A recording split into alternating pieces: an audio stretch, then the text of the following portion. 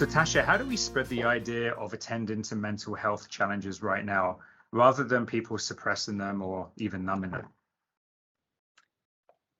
I think we have to dismiss truly the message that we get from popular media and from how honestly workaholic North American values kind of have taught us that doing better, always being happy, striving for more.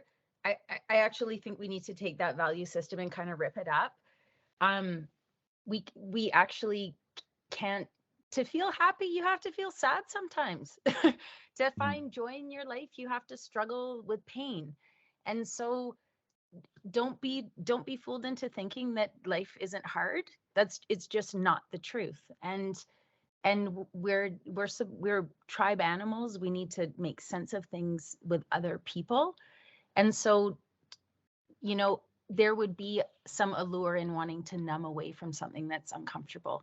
And literally at the click of our phone, at the, like there's so much stuff that is so easily accessible in our world that can help us distract away from something that we don't want to face. And I would just be really mindful of being aware of those things that we naturally might do or get reinforced in our world that take pain away and anesthetize us, that we actually do want to face the stuff that kind of hurts. There's real learning in that.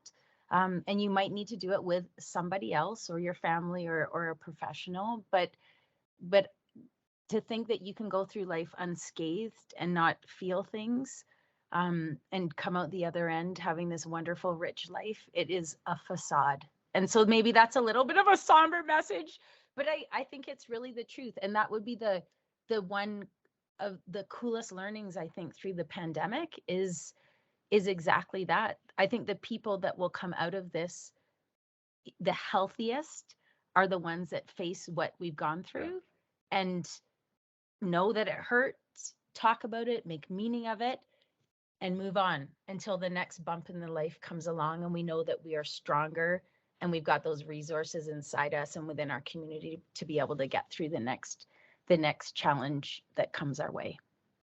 Some powerful stuff there. Teresa? Yeah, like I'm going to add to that, maybe take it one step further. Maybe I'm going out on a limb here. But I'm going to suggest that this is a time and an opportunity to really normalize big feelings. This is an opportunity. And so I think what happens sometimes is that there's this belief that we have that we're not supposed to be having big feelings, and the temptation that we have to sort of push it away or to not address it or whatever. And sometimes I think I have to be honest, in this time, if you're not having big feelings, I think you're not paying attention. That's what I think is happening. So what is it that you're not paying attention to that maybe you could tune into a little more? And I'm also going to recognize that for some people, what happens is that the idea of tuning into how they feel, maybe using some of that mindfulness, like you were saying, Tasha, is it puts them in this position of feeling like, if I have one feeling or a little feeling or a bit of that feeling, I'm going to have all of the feeling. And I don't know what to do with that. It's too much, right? But what ends up happening is that puts us in a catch-22, because the more we suppress how we're feeling, don't allow ourselves to feel, the bigger feelings can get. That's what happens, right? And when we let them come, when we let them, when we let our bodies and our minds process what's happening to us, our bodies can filter a lot. We can tolerate a lot. That's the truth. I mean, nobody ever died of an emotion, right? Nobody's ever. It's not a condition. Having an emotion is not a condition that you're going to die of. It's not. It's not a medical problem, unless you have a weak heart or certainly something like that.